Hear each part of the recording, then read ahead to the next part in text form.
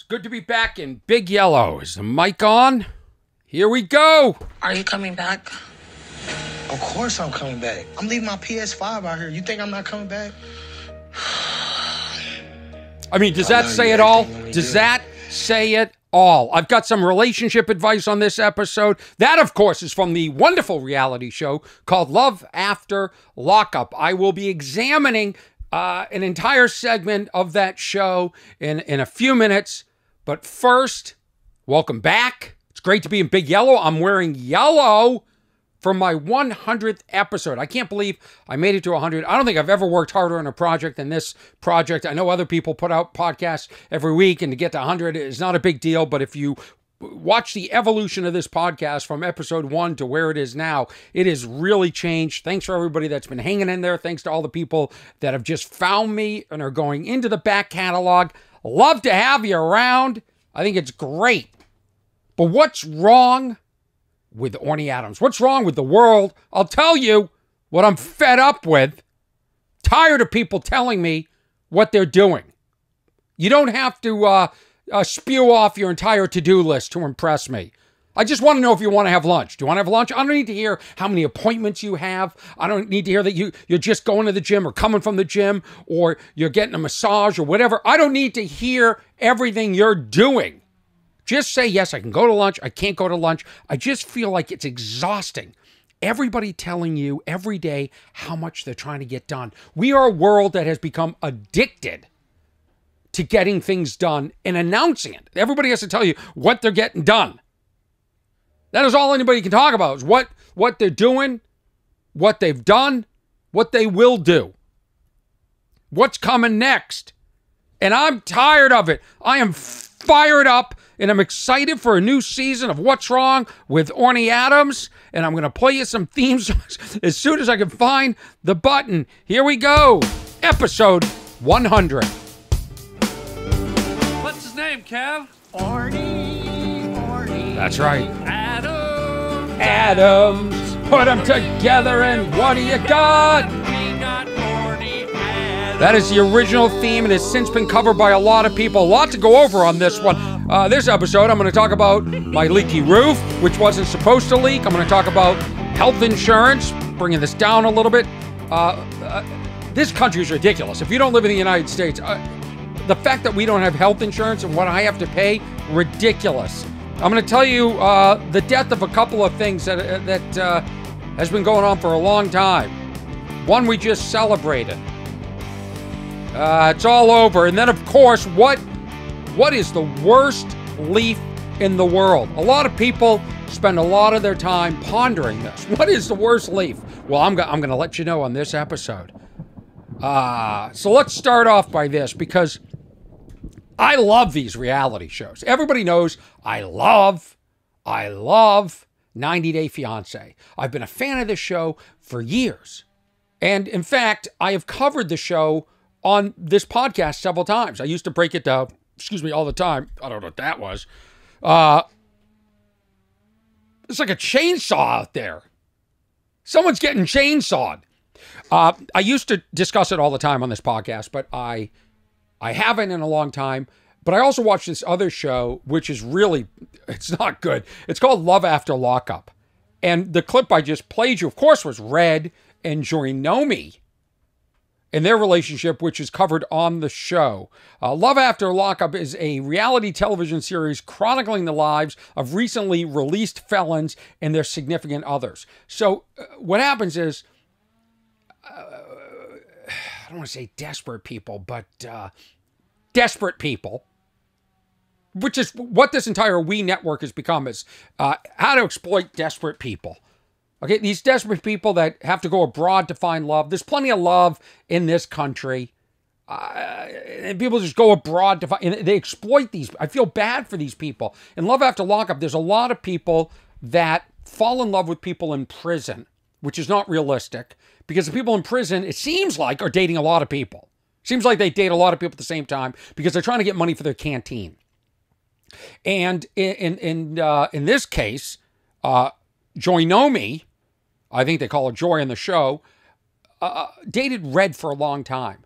Now, they've got some trust issues because while they were dating and they were monogamous, although he was in prison, which seems a little bit easier to be monogamous, she had a one-night stand and got pregnant and had a kid, and now Red has taken on the responsibility of trying to raise this kid.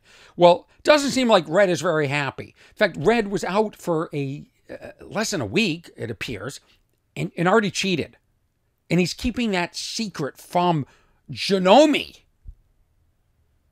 And he plans to tell her at some point, but she suspects something is horribly wrong. Oh, you know what's great about this clip? This is unbelievable. Janome actually uses a triple negative, not a double negative, a triple negative, and actually communicates, I think, what she was trying to communicate. Let's get into this clip, and I'll walk you through it. But this is something else. Okay, so now Janome lives in where is it? New Mexico. I believe she lives on native land. I'm not even sure if I'm supposed to say native anymore, but she lives on indigenous people's land. He's moved in with her and her son, and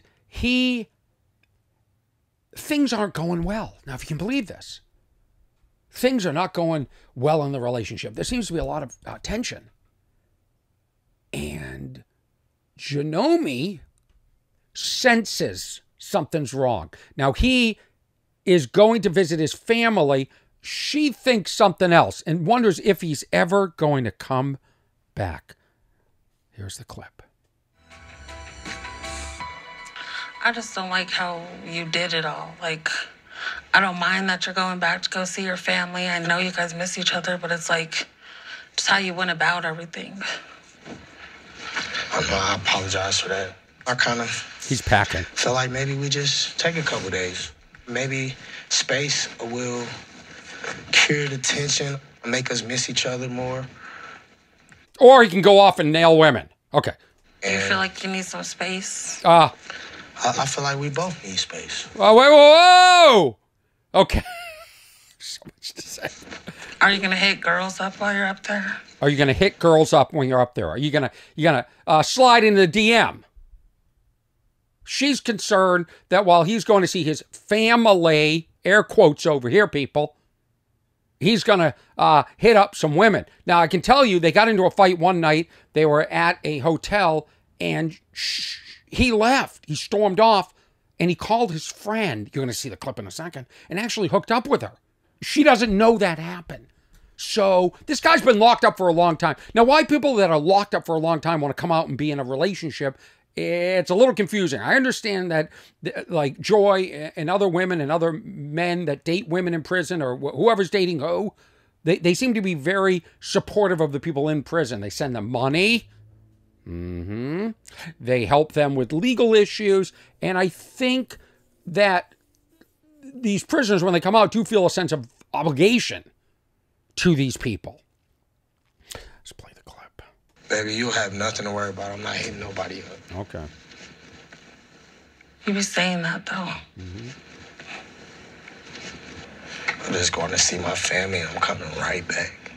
I don't want to see no females or nothing. Are you going to start putting us first when you come back? Are you ready to put in the effort? If you're not, then don't waste our time.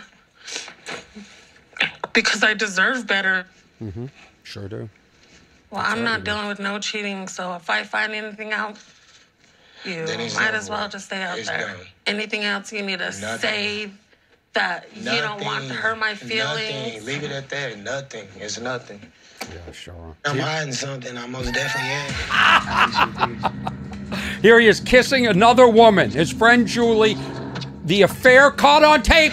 He eats me up every day, every night. Every time I see her, every time I see Sway, like, I don't know how I'm going to come clean. Sway's the kid. But I just know I am. And I have to. It's mandatory. Are you coming back? Of course I'm coming back. I'm leaving my PS5 out here. You think I'm not coming back? I love you. Everything you He's do. leaving his PS5. If that doesn't make any woman secure in the relationship. She said, are you coming back? Are you coming back? He said, of course I am. I'm leaving my PS5. You don't have nothing to worry about. That's right. It's just kind of like a pawn shop, right? He's pawning his PS5, or that's collateral that he's actually come back. He's now kissing. He's now kissing her in the most awkward kiss. He suctions her cheek. Whoa! I don't know. I wish I trusted you going out there, but... Sure, I wish you did, too. Yeah, but just make sure you say goodbye to Sway before you go. Love you. He loves her. You can just tell it's not going to work out. Damn, you don't love me? Did you hear the triple negative in there? If you don't, I don't want to go back and find it, but it's in there. She said, I'm not going to tolerate. She's basically saying, I'm not going to tolerate cheating. I can't even say it, but it's so genius to pull off a triple negative. Now I got to find it. I didn't want to have to go back and find it. Now I have to go back and find it because it's so. I wanted to stop it at the time. See Sway, like. Well, I'm not dealing with no cheating, so if I find anything out. Wait a minute. Was it a triple negative? So if I find anything. Well, I'm not dealing with no cheating. So. Well, I'm not dealing with no cheating. Wait, it's a double negative. Well, if I find anything out. Hold on. Well, I'm not dealing with no cheating, so if I find anything out. Well, I'm not dealing with no cheating. Well, I'm not dealing with no cheating. That's a double negative. Anyway, this is maybe she was a triple negative at another point. Listen, I can't spend my entire life dissecting these shows. I spend enough time with it, and me and my little sister have these great dissertations because I really feel like it's like an experiment, a sociological experiment, watching these people and discussing it. But here's why I wanted to play that clip, and I was just going to play that one little clip of the PS5. Now, I'm not a gamer, so I don't know what a PS5 is. I don't know how much it costs. I don't know. I assume it's the console, and maybe he's leaving a couple of games behind. But this guy seems really into gaming. So I guess gamers, if you're dating a gamer, and that gamer leaves the house or goes away, and you think, I wonder if the gamer's coming back. If he leaves the PS5, you know he's coming back. Are you coming back? Of course I'm coming back. I'm leaving my PS5 out here. You think I'm not coming back? That's what every woman wants to hear. I love you. Everything gonna be good. Everything gonna be good. That's what every woman wants to hear. Not, oh, no, baby, I love you. I would never, why would I ever not come back? I'm in love with you. In fact, I'm going to be thinking about you every second when I'm gone. I'm going to be counting the minutes, counting the seconds. I'll be texting you nonstop. Baby, I would never know. Well, why would you ever think that? You're the one. You're the one. But instead, he said this and she bought into it. Are you coming back? Of course I'm coming back. I'm leaving my PS5 out here. You think I'm not coming back? That's going to make anybody secure in a relationship. Okay, on to another subject. I'm reading the January 1 and 8th. I'm reading the January 1st and January 8th, 2024 New Yorker, and I'm reading an article on cats in Los Angeles. I didn't get really that far. In fact, I got into paragraph 1 and I was so annoyed I had to stop reading it. The article's called The No-Kill Movement's Unnecessary Consequences. And here's what happened, okay? I'm reading the article, and I don't know if this is just Los Angeles. In fact, I think it's probably all over the place, but we used to call them stray cats. Now they're called unowned cats. You can't call them stray cats anymore. That's not sensitive to the stray cat. They used to be called feral cats. Then they became stray cats. Now they're unowned cats. And there's a movement to call them community cats. I need some sort of like sensitivity glossary or sensitivity synonym converter. So like if I don't want to sound out of touch. So look at this. Look, this is a stray cat. But a chip in my head automatically converts it to, oh, look, unowned. There's an unhoused cat. We have lost our minds. We're constantly changing terms to sound like we give a shit more, and nobody does. This doesn't solve the problem of the stray cats. We've called them stray cats forever. I don't know. Now you go unowned. I'm like, unowned? What does that mean, unowned? Well, who owns a cat anyway? Cat's an animal. You can't really possess. Owned. I don't want to get into it. I think you know what I'm talking about. I was thinking about this. I'm obsessed with 911 calls. I always have been. You know, when they go, when it says actual 911 call, like on the bottom of the screen, I get so excited. I'm like, oh, what are they going to say? Are they going to say 911? What's your emergency? Are they going to say 911? Where's your emergency? Sometimes they go Clark County 911. Like, who cares? Which station are you being connected with? But I'm obsessed. And what I don't get, couple of things. I should talk into this camera because I'm talking to the government now. Couple of things that need to be overhauled. 911 and parking meters. The other day I was thinking, I was making calculations. You put a quarter in a parking meter, and now you use a credit card. You get about 15 minutes, maybe 10 minutes on the national level of what a quarter gets you. How many minutes that you're renting from the city to park on that street. And so let's say you put in $1 for an hour. What are the chances you are going to get a ticket in that hour? Well, I don't know, because I don't see that many people walking around writing tickets. So, and what does a ticket cost? Let's say $30. I know in Los Angeles it might be $60. In the small town I grew up in, it's like $15. So why not risk it? I imagine that you probably, by being safe, and this takes us to insurance, health insurance, car insurance, homeowners insurance. The other day they tried to sell me on funeral insurance. You can have umbrella insurance, insurance,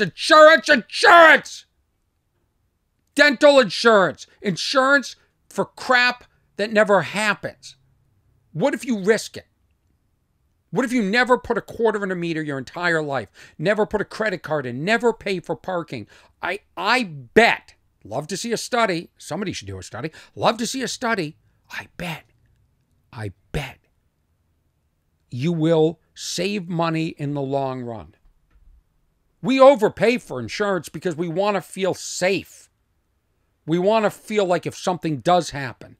But really in life, should probably go for high deductible. I'm not going to tell you what to do because I don't want you to come after me. But here's the other thing that needs to be overhauled. The 911.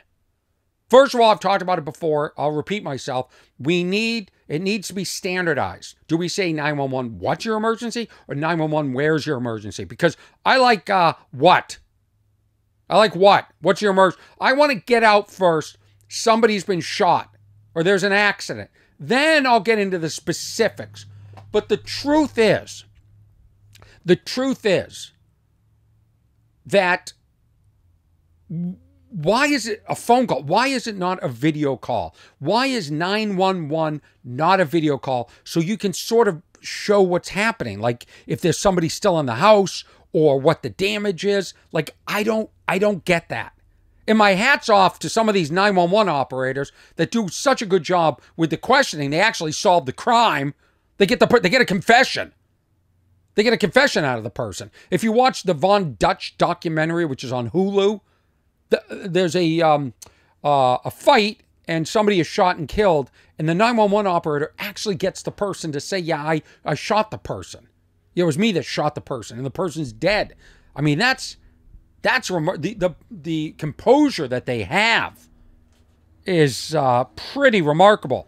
I do jokes about it on stage. So I won't repeat the jokes here, but I invite you to come see a show. Let me go over some of my tour schedules. I will be, of course, back in Schaumburg, Illinois, the Chicago Improv this month, January. So come see a show. Tickets are on sale right now. I hope to see you there. It's one of my favorite places to go. I like it so much, I go when it's freezing cold. You know what I do? I jump in Lake Michigan. Naked. I'll also be the week before that. Wish I had my calendar up. I could tell you the dates. I will be going to Traverse City, Michigan. That's right. Me, Orny Adams, is going to Traverse City, Michigan. And I looked it up, and it's considered one of the nicest coastal towns in Michigan, even though it's not on the coast. But I'll be there at the City Opera House, Traverse City, Michigan, the 20th of January. The 20th, Saturday, the 20th, which means I'm at the Improv, let's see, the 26, 27, 28, I believe. No, Thursday, Friday, Saturday. Let's see, if I'm at the 20th, 20 plus 7 would be the 27th. So I'm at the 25th, 26th, 27th. You know what I could do? Be a lot easier? I could pull out my phone, which I hate, and I can look at my calendar, and I don't have to do math anymore. I will be Traverse City, Michigan, January 20th, January 25th, 26th, 27th. I'll be back at the Schaumburg Improv in the basement of the mall. Boy, I would have thought I would have outgrown this engagement, but I'm still going. Tickets on sale at ornyadams.com. I'm back in Sarasota in February. I've got plenty of dates. I've got stacked January, February, March, and I've got to put up all my Vegas dates and book back at the Irvine Improv, Brea Improv. Coming to you. Thank you for all the kind support. The people that come out year after year after year and make me realize how little I've accomplished in my life in the year that, because they come back, they have kids, they're married. Oh, I bought a new home. And I'm like, oh, I've done nothing. I didn't even patch my roof. My roof leaked. I hired somebody to paint the inside. First of all, Ken, who lives up on the hill right behind me, Ken and I mudded. You know what that is, kids? We sanded down the wall, and then we filled it in with mud. Then we sanded. We must have mudded 4 or 5 times. You have to wait like half a day. And then I even invited up Adam Carolla. And Adam Carolla gave the blessing that I did a good job. It's nice. Put your hand on. It's nice and smooth. Now it's ready to be painted. Well, I don't want to paint around the wall's a different color than the ceiling, than the cabinets around it. And I said, and there's something that has to be pulled out, a banquette. I said, I'm hiring somebody. Hired somebody. The guy did a wonderful job. He was supposed to patch up the roof. He ran out of time to finish patching up the roof. So he said, I'll come back later this week. Guess what? Didn't come back. Never came back. That's where we are in the world. People don't come back. They say they're going to come back, but they don't come back. No, why would anybody work? Since that pandemic, people realized, we don't have to come back. Why would I finish a job? Why would I have any integrity? Why would I care about my word? Why would I care about my profession? Why would I want to do a good job just for the sake of doing a good job and feeling good about myself? Why would I? No need for that. So I had a buddy. Buddy's actually a fan. He said, I'll help you. Help me install my blinds. I got those select blinds that go up and down, motorized. Love them. He goes, I'll help you. Help me with the blinds. He doesn't show up for day 2 either. Nobody wants to come back. It must be horrible to work for. Anyway, we got busy and he never made it down. I never got to do it because I'm traveling so much. I travel, and this is like a 2-day job. You have to clean the roof, and then you have to prepare it, and then you have to do it the next day. And I just didn't have 2 days in a row because I'm traveling. I'm packing, I'm unpacking, I'm packing my merch, I'm doing these podcasts. I just didn't have time. And I wanted to do it with somebody. I'm now going to do it alone. I'm done. I'm done. I'm looking into the camera. I'm done. I'm done. Done. Done, done, done relying on other people. I'm just done. That's why I do this whole podcast myself. That clip that I played of Love After Lockup, and I should say which episode it is because I'm sure people are going to want to tune into that. That was the season 5, episode 17, Life After Lockup, Problems You Didn't Know You Had. I'm done relying on anybody. Just gonna, that's why I envy people like Adam Carolla that, just does it himself. Knows how to fix this stuff. And, there's no excuse. I was lazy. I was lonely. I wanted to have somebody help. Thought it'd be fun. Going up on the roof, also for safety reasons. But I'm going to do it myself. Screw you. Screw everybody that has promised they're going to help me and don't come through. The amount of people that don't come through in our lives. Is it just me? Is it just me that's let down every day? Like, why are people making me promises and not... I didn't ask you to make the promise. These people volunteered to help with the roof, or they volunteered to help with a podcast, or with this or that, or whatever it is. I don't ask. I don't ask. I can't tell you how many people in the business, I'm talking peers, other comedians, that tell me what they're going to do. They're going to help, what phone calls they're going to make. They're going to help me get a special produced. They're going to help me get this made or that made. Leads to nothing. I don't know if they do it because they think they're going to do something, or they do it because they want to see a look in the other person's eyes that they're excited. Do they do it because they want to feel powerful, that they can help somebody, but then they don't help somebody? Like, where's the word? Does anybody's word mean anything? Because I'll tell you something. If I say I'm going to do it, I do it. I do it. I do it. I'm done relying on anybody. Okay? I'd love to get help with this podcast. Like the clip I played at the beginning. First thing I do is I record it with my phone, landscape HD, just off the TV. I check on YouTube. It's not on YouTube. Then I listen to it. I go, the audio's not that good. So then I bring the audio. I record on it's like this Rodecaster Pro that I have, but it's small. It's a Zoom H4n. It's a professional recorder with a professional microphone coming out of it. I now record the TV like that to get better audio. I sync it up. I edit it. I put it on my computer. I put one of the clips into the Rodecaster Pro, which is my soundboard right here. Do you understand how much work I'm doing before I even get in the studio? I got to set up all the cameras, 1, 2, 3. There's different lights all over the place. I change the temperature of the lights depending on what the natural light is coming into my Shasta. Big yellow, okay? I do all this. Why? Because nobody is dependable. Nobody. Okay? Now, I do have Ernesto. Ernesto's great. I send him the audio. I'll send him the audio today. He'll get up. He'll put it up within hours. So there's somebody on the team that I can depend on. But for the most part, I'm done. It's why I said I'm done with agents and managers. I'm done with being misled or lied to or negotiating with people that I think are supposed to work for me, but it doesn't really feel like they're working for me. I'm done.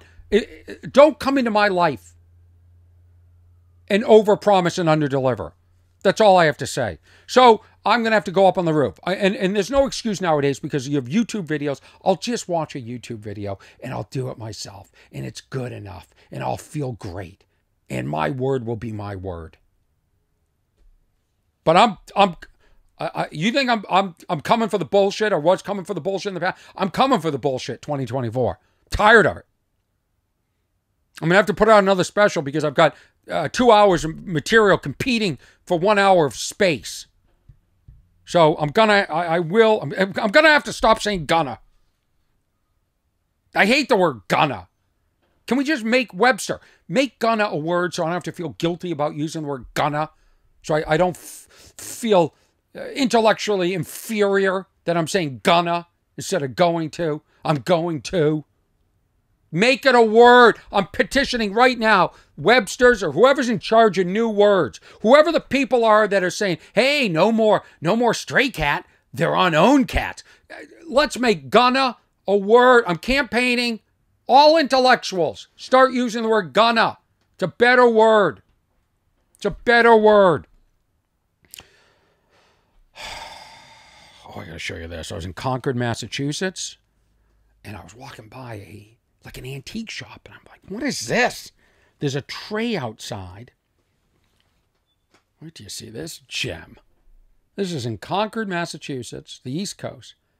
It's got a tag on it. It's $5. I said, there's no way.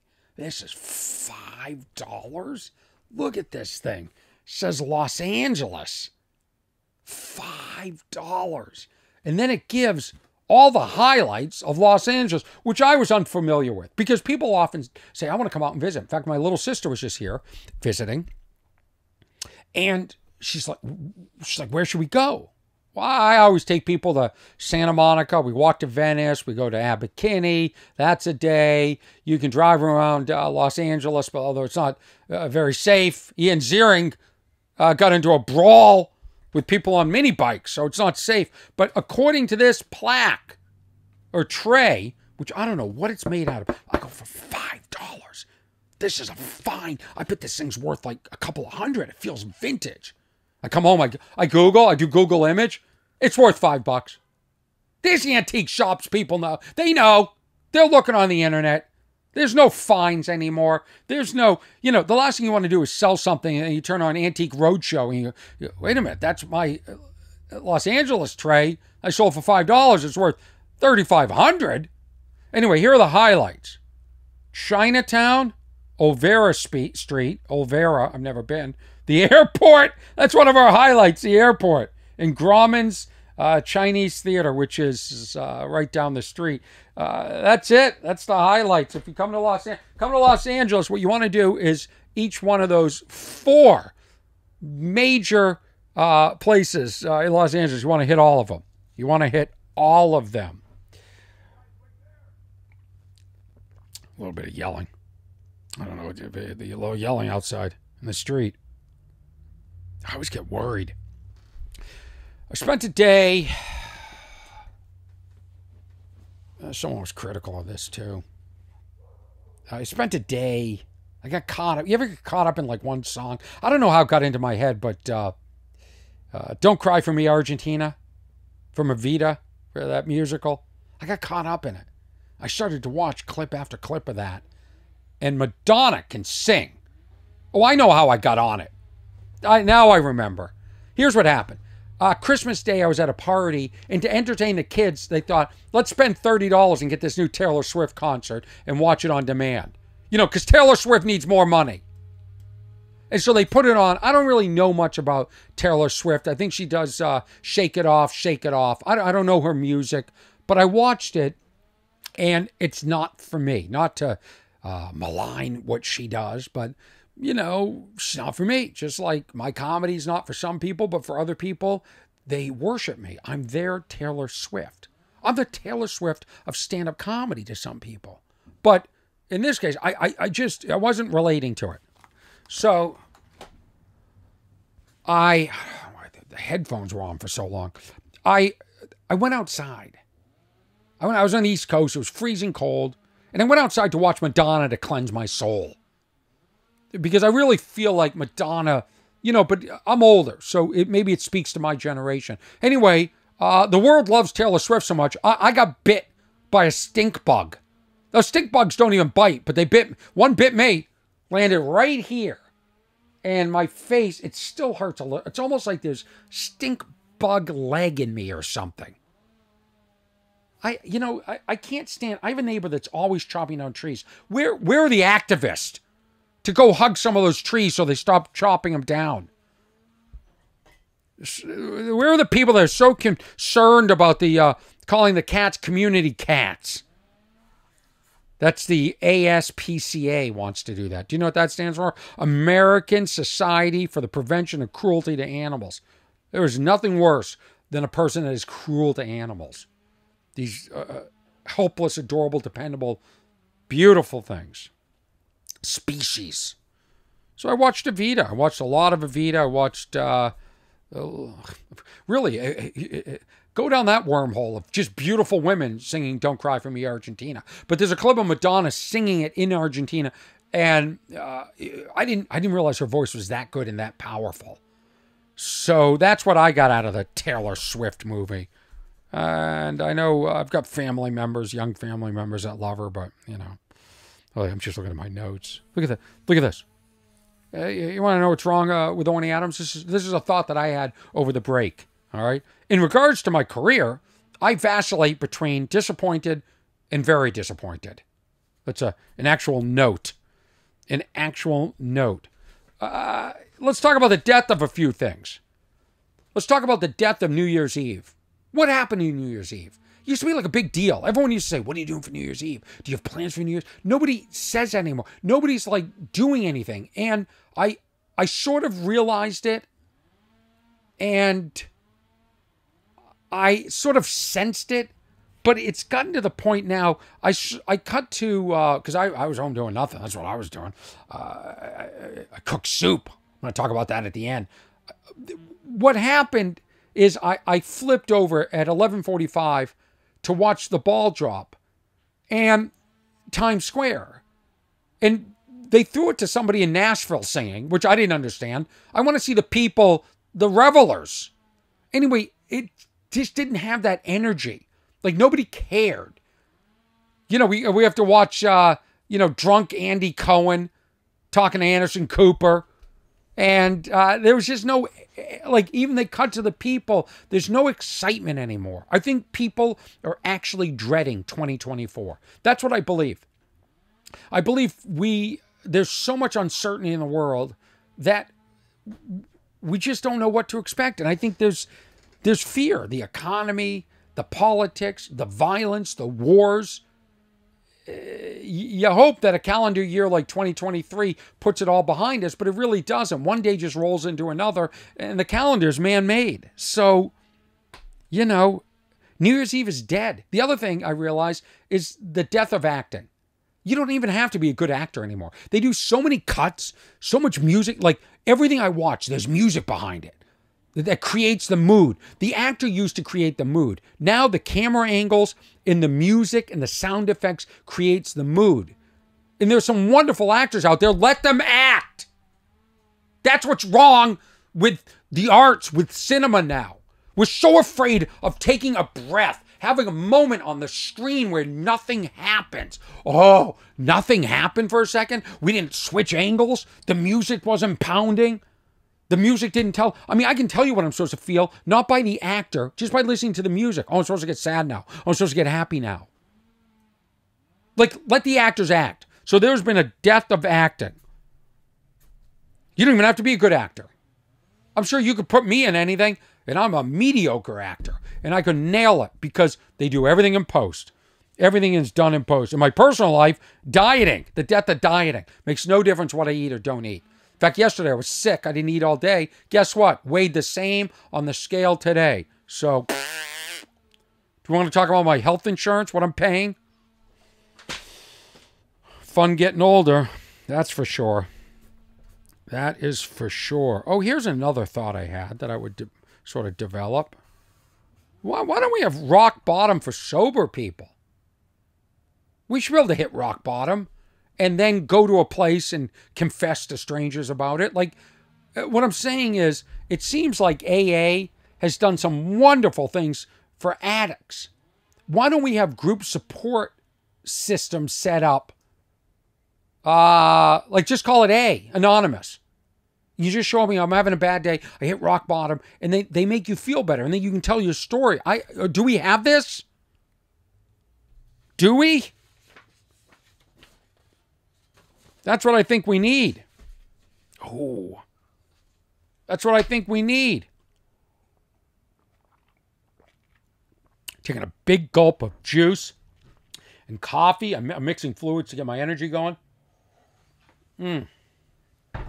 Very windy day in Los Angeles. You can hear the trees swaying and hitting things. I want to read an email, a very nice email. And if you want to keep in touch with me, and please don't send me crazy emails. The thing the holidays always does is it's like the sea goes out and just crazy people are exposed. Now, I know everybody's a little anxious around the holidays. Maybe you don't feel great. Maybe there's more drinking. But I don't need to hear it. I'm not the most positive person in the world, but I'm positive when it comes to humanity. I do believe people are good. And I do believe in supporting people and making people feel good. I didn't go into comedy because I I want to make people feel bad or see bad people. I went into comedy because I enjoy seeing people laugh, making people laugh. I love that visceral reaction. And so I'll never understand why anybody is cruel to another person online. And I think we're way, in fact, I know we're way too sensitive. That's why I say things like the unowned cats, like the absurdity of it. Okay? I talked about it in the last podcast. I talked about this uranium, what was it? What country? I can't remember. Uranium, Ukraine. Not Ukraine. What was it?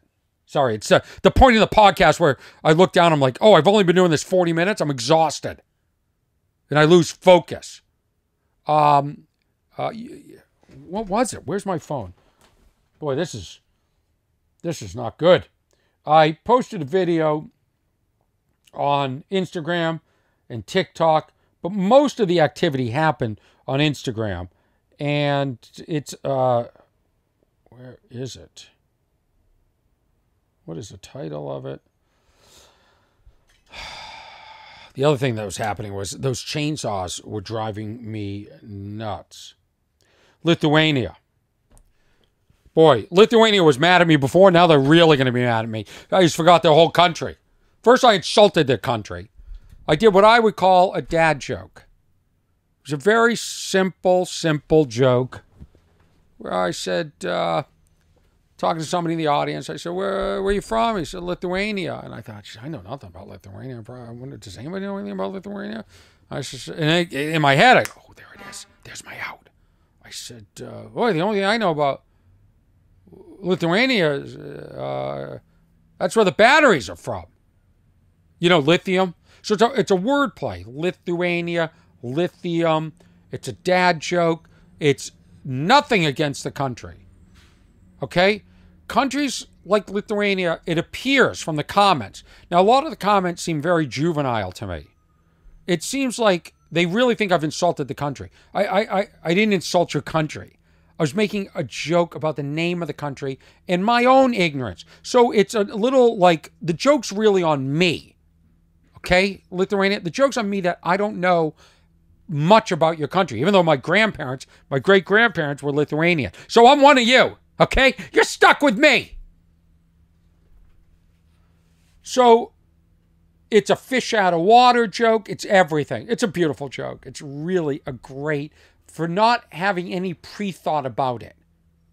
It's a great joke. And you can see, it's what I love about live comedy. You can see when a thought enters the brain for the first time. Love it. This has upset a lot of people in Lithuania.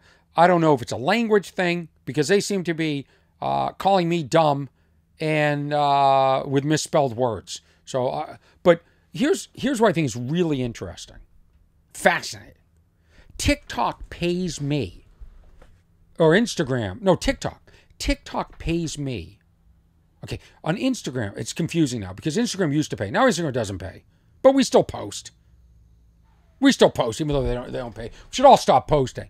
Well, the original video has been seen 1 million times on Instagram, over 1 million. Now on TikTok, the original was seen maybe 500,000-600,000 times. I don't know, and it pays. But this is what the people of Lithuania, my brothers and sisters, okay, my cousins, my people of Lithuania, this is what we should be upset about. Not Orny Adams making a joke. And then the way they attack me, it's like, it seems very childish. And I don't want to respond. Sometimes I go to respond on the video and it says, oh, you can't post comments under this person's comment. Delete. This isn't a one-way conversation. You can't insult me and then not let me come after you. Because I want to, get a life, get over it. Like, this is comedy. This is comedy. Why you're attacking somebody that's trying to be funny and not even, like, it's not kicking down. It's a goofy joke. This is what's wrong with the world. We're so uptight. We're so just excited to jump on anything and have a cause and feel like we're the victim and we're gonna we have to overreact today. Oh, where's my to-do list? Hold on, where's my to-do list? Okay, overreact about something. Check. Better overreact. Check. I mean, it's like, grow up. Holy shit. Turn on the news.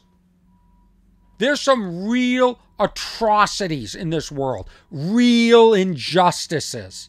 You want to be outraged? If you live in America, you should be outraged by our healthcare system. Outraged that I have to pay out of pocket $1,000 a month. And I'm a healthy person. So tell me, and I have to pay more than other people because I have an income. Okay, I understand subsidizing, but like, should healthcare be that much?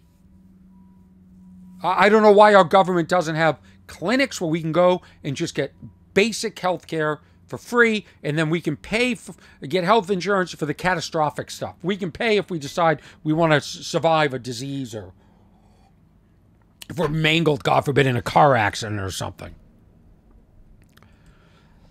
So I put up my email, which is what'swrong@ornyadams.com, because I do enjoy hearing from people. But I'm now getting too many emails, and I can't respond to all of them. And I'm getting a lot from the same people, and a lot of times I don't even understand what the person's saying. And I think the one thing I've learned from having a podcast is people feel like they know me much differently than they knew me through my stand-up comedy or any other project or Teen Wolf that I've ever done. I guess I've only done 3 projects. Teen Wolf, stand-up comedy, and this podcast. So people feel like they really know me, which I think is great. I think is wonderful. But a lot of these emails concern me, if I'm going to be honest. I get a little concerned with some of these. Some of them I have to forward to my friends in the FBI. I'm like, hey, hang on to this name. You know, some people send me threatening emails on social media that they're upset about a joke I did. I'm not an offensive comedian. I don't get up on stage and say, I'm gonna piss these people off. I'm gonna get a rise out of them. Like, I'm talking about pink Himalayan sea salt. Okay, if that upsets you, you got a pretty good life. Like, take your energy and concentrate on all the wars, all the innocent people being killed all over the world, all the people being taken advantage of by powerful people, powerful groups. You're coming after me for doing jokes? Really? Really? You're that offended by a joke? That's too bad. It's too bad, because I'm not going to stop. I'm going to keep doing my, what I call mild jokes, and you can continue to get upset. You're not going to whittle me down in my enthusiasm. On the flip side, here's a great email. There's a great email. I've blocked out his name. His name is Greg. Greg says, Orny. Now, this was sent in November of 2023. Oh, also, the other thing is, when you watch my podcast on YouTube, okay, this is now episode 100. This is up on Patreon. So if you want to subscribe and support me, I appreciate it. You can go to patreon.com/Orny, pay $5, and you can watch the whole back catalog, okay? Or you can wait. You can listen to the audio. This will be up today. It's January 2024. It's January the 4th, 2024. Or you can, and then you can watch the older videos on YouTube. So stop writing under the videos that, why are you talking about Easter in November?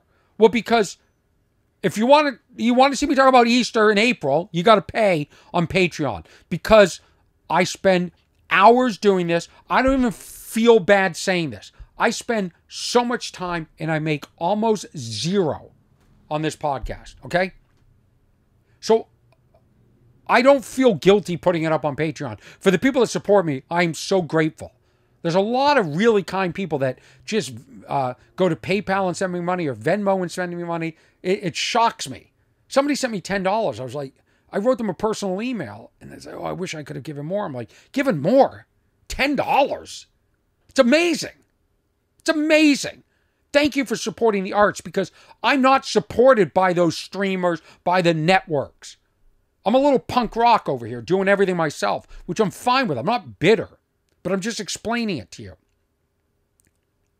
I don't know why you got off on that tangent. So like today, this is episode 100. The audio will be out today. The video will be up on Patreon within 24 hours. And on YouTube, I uploaded episode 84 today. So that's 16 episodes earlier. And it was an episode that I shot in August. So the YouTube is up to date for August. Patreon is up to date for the day. The day it comes out. This is from Greg. Greg saw me in Las Vegas. Orny, hello.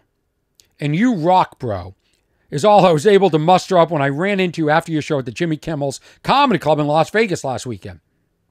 Your performance was stellar, and I must admit that nerves got the best of me when it came to talking to you in person. Well, you know what? You should be nervous. I'm famous. I'm a big deal. I'm one of the most hated people in Lithuania. You should be nervous. I mean, how often do you meet a famous person like me? Big time Orny Adams. Greg continues, I'd like to share something with you that I hope you'll appreciate. My first exposure to your comedy was earlier this year. I saw that you were performing at the Jimmy Kimmel's in July and decided to watch More Than Loud before the show. More Than Loud is a brilliant special and instantly inspired me to purchase a ticket to your show at Jimmy Kimmel's, which was outstanding. After that, I watched your special Takes the Third. This great guy's my favorite. This is the way it's supposed to work. You're supposed to see the specials and come see a show, and then watch other specials.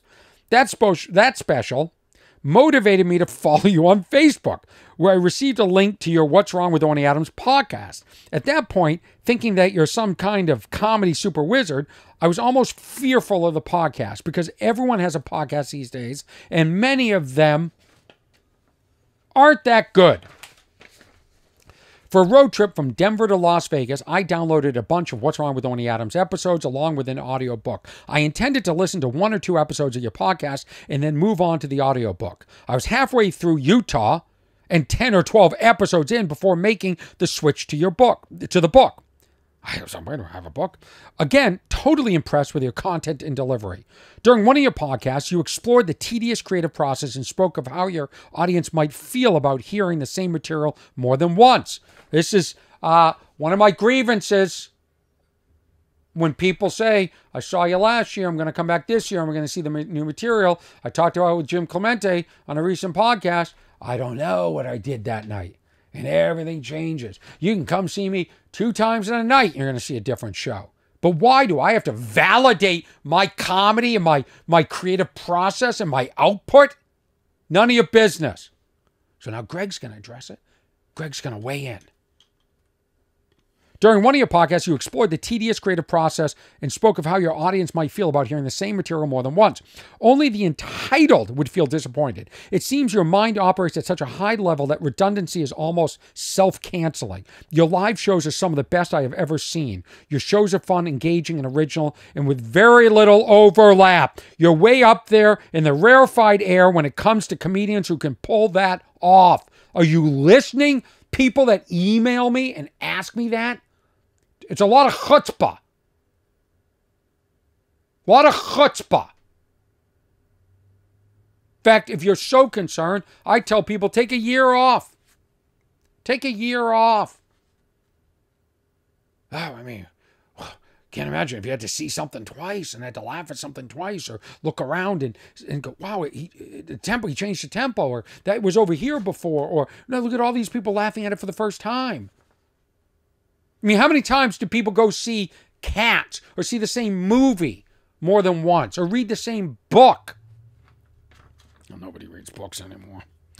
Except for this guy, of course. No, he did a audiobook. As a lifelong, this is Greg continues, as a lifelong fan of comedy, it is very cool to see someone with your level of skill, drive, and dedication putting out such consistent quality content. Your hard work is much appreciated. Laughter is important. Thanks for doing what you do. Looking forward to another live show, Greg. I want to say, Greg, dude, thank you. I'll be in Vegas 4 times in 2024. Please come back. Please introduce yourself. I think I responded to your email. If I didn't, I will respond after the show, and I'm going to say, hey, Greg, I read your email on the air. I hope you don't mind. You didn't put in a disclaimer, but it didn't seem like there was anything too private in there. What I got from that email is there's somebody who's a true comedy fan, somebody that is good for the comedy community, somebody we need more of. I'd like to go to a show and see more of you. I think you would get my lithium battery joke. I think you understand the creative process and appreciate it. And maybe like when I watch Madonna sing Evita 15 times in a row. By the way, okay, there's an example. I watched Madonna sing Evita in different shows, and I wasn't thinking it's the same song. It's like the outfits changed, the way she moved on stage. Sometimes there was just a piano on stage. Sometimes there were people behind her. Sometimes it was just her. Like the way she moved. It's the same material, but it has a different energy and a different essence. I mean, when you go to museums, the Mona Lisa is still hanging there. Nobody's asking for an update. Nobody's saying, hey, no new Mona Lisa, no new painting. I mean, it's absurd. It's absurd. Really, what's wrong with the world is there's too much communication. Like, I want to hear from people, but at the same time, it gets me down sometimes at the level of I have to justify myself and explain myself and being misunderstood. It's overwhelming. It's overwhelming. Well, episode 100. I mean, I feel like I'm on fire. I thought the last episode was one of my best. Now I'm thinking this, and but I do thank everybody that comes to my shows. I do thank everybody that supports me. I made a purposeful decision during COVID to shed as much of the business out of my life and be mom and pop, even though it's just pop. What is backing up? What is backing up, and why is it backing up for so long? You should never have to back up that far in a big truck. If you're backing up that far in a big truck, something's wrong. It's moving away from my house, thank God. I don't want to back into my house. Now I want to discuss something that's controversial. This will certainly upset the people of Lithuania. Oh, that's what I wanted to say. Okay, Lithuania? You're angry at Orny Adams. The mom and pop Orny Adams doing a little joke. And here's the other thing. Don't tell me. You're not the arbiter of comedy. That's not funny. You can say, that's not funny to me. You can say, I didn't find that funny. That's fair. But that's not funny? Nah, it doesn't work like that. I'll tell you why. First of all, you can look in the video clip and you can listen. There's a room full of 500 people laughing that found that funny. In fact, I don't remember looking around and not seeing somebody not laughing or anybody being offended. So you can't say that's not funny. It's not mathematical. 2 + 2 = 4. If 2 + 2 on a piece of paper said equals 6, you could say that's wrong. Okay, the arrogance, the amount of self-importance you put on yourself, the narcissism that you're the arbiter. You're the decider of what's funny. You're not. That has no place in art. You have no place in art. You don't understand art. You don't understand the creative process. You're a detriment to art. You're a sad person, I suspect. And you should know that. Because comments like that aren't necessary. Again, criticism's cool. I don't like it. Doesn't feel good. But it's okay to say, I don't think that, like Taylor Swift, it's not for me. I'm not knocking what she does. It speaks to so many people. People love her. She's like a movement. She's like a rallying call for women. They see something that that solidifies their feeling of the world, but doesn't talk to me. I can say that. I can't say Taylor Swift sucks. I can't say that's not talented, because she is talented. And she's talented, and to some people, she's it. So, what are you saying? If you say that Lithuanian battery clip isn't fun, what are you saying? You're actually insulting the 500 people that were there at the time and thought it was funny. This isn't fun. You're saying you know more than them. You don't. And you need to realign your thinking. You need to take your head and shake it up like a snow globe and put it down and let it settle back into reality. And the reality is, we don't need that in this world. We need supportive people. And if something rubs you the wrong way, leave it alone. I see stuff every day I don't like, and I just go, not for me. But I don't need to tell the person. And I'm not easily offended by things. So it's just something to think about. And then you put that up against this beautiful email from Greg that has had an experience after an experience after an experience, discovering me on different platforms, discovering me live, discovering my comedy, listening to this podcast, and reaches out in a very articulate, very, just beautiful. It's beautiful. I'd rather play, listen to me, to a room full 500 Gregs than 30,000 just not dialed in fans or people, just casual people. This is why I went into comedy. This is why I'm doing a podcast, is to connect to people like this. So thank you. Thank you. I meant to read it on the last podcast. I didn't. I'm actually glad I saved it for this podcast. I really am. Now let's talk about, this is certainly controversial. This will upset the people of Lithuania. I guarantee. If you're a Lithuanian, shut it off now. Shut it down. I'm going to get controversial.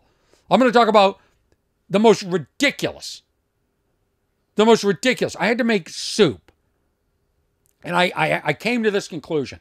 The bay leaf is the dumbest leaf. There's no dumber leaf than the bay leaf. I hate the bay leaf. I don't even know why it's in there. In fact, I think it's some sort of insider thing that chefs do. I can't imagine it changes the flavor that much. The one leaf for a huge pot of soup? Malarkey! I hate the bay leaf. In fact, somebody once made me pasta, red sauce. They put in 3 bay leaves. It tasted like eucalyptus sauce. It was disgusting. Now, according to Wikipedia, bay leaf can be used whole, either dried or fresh, in which case it is removed from the dish before consumption. Now, why are we floating a leaf in there that can't be eaten? Feeling a little bit like the death cap mushroom.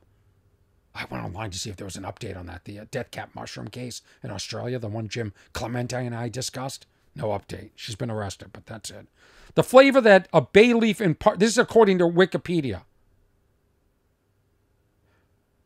The flavor that a bay leaf imparts to a dish has not been universally agreed upon. But most agree it is a subtle addition. According to Serious Eats, this is, in case you're wondering if I need a life. If anybody's wondering, I've now spent time researching bay leaves. That's what happens. I'm curious. This is according to Serious Eats, a website. Turns out that in this country, dry bay leaves are imported generally from Turkey, and fresh bay leaves come from California. Well, why not put that on the Los Angeles tray? Put a bay leaf on here. And, in fact, the 2 types of bay leaves are not even directly related. See that? They're not even regulated, the bay leaves. Bay leaves aren't even regulated. It's garbage. Fresh California bay leaves come from a tree that has a decidedly more potent eucalyptus flavor. There you go. I must have had fresh ones that can easily dominate the dish. Sure did. Sure did. Didn't taste like meat sauce. That's for sure. Easily dominate dish if you're not careful. While Turkish bay is much milder and more nuanced. In fact, bay leaves are the one case where I'd advocate against ever using fresh unless you know what you're getting into. That's right. This is a cautionary tale. Be careful using the fresh bay leaves. Don't say I don't bring cooking tips to the show. I made soup. I'm a chef. I made soup. I made beef barley soup. All right? You want to know what's in that? A million ingredients. Now, I don't think I was in the spirit of soup because I feel like soup should be something like you open the drawer and you're like, oh, we have celeries, we have barley, we got some carrots, let's put some chicken stock in there and let's make some soup. I actually went and bought it. So all these ingredients I had to get. I got cube steak. I also got short ribs. There's olive oil. There's onion. There's celery, carrots, garlic, red wine. There's beef broth or chicken broth. My mom recommended chicken broth. I went with that. Worcestershire sauce, which I left out because there's anchovies in there. And I'm sick of people slipping anchovies into place. You want to add salt, add salt. And I'm sick of pink Himalayan salt. I was reading about that today too. That pink Himalayan scam. Salt is salt. Just spit on the mic. I'm fired up. Then you got to have thyme. You have to have barley. I got rosemary I put in there. Salt and pepper. Parsley. I got fresh Italian parsley. Mushrooms, tomato sauce. And then you can I put a little onion soup, like Lipton onion soup. Here's the deal. I spent over $60. Why didn't I just open a can? Why didn't I just open a can of soup? Would have been a lot easier than that. I spent all day cooking, and I spent a ridiculous amount of money, $60, to make a thing of soup. That's what I was looking for, that button, in case you were wondering what that delay was. What's his name, Kev? $60. I went there, took me 3 hours to shop for all these ingredients. It was on New Year's Day. There's a million people there. And everything I've got to ask. Where's I couldn't find the barley. Had to ask 3 people. Finally, they had to make an announcement like, there's a guy in a white sweatshirt looking for barley. And they found me. They had to bring me the barley. Bring them to the barley. Bay leaves. I got into a big debate.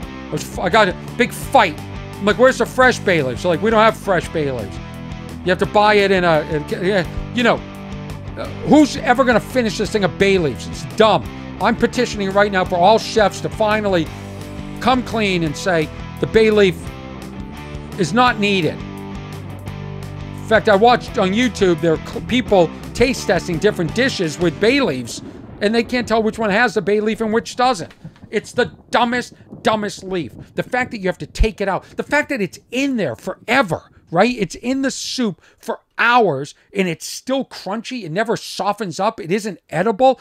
I'll tell you this. Pick any leaf. Any leaf and throw it in there. In fact, the reason the leaf probably ended up in soup in the first place was they had nothing else.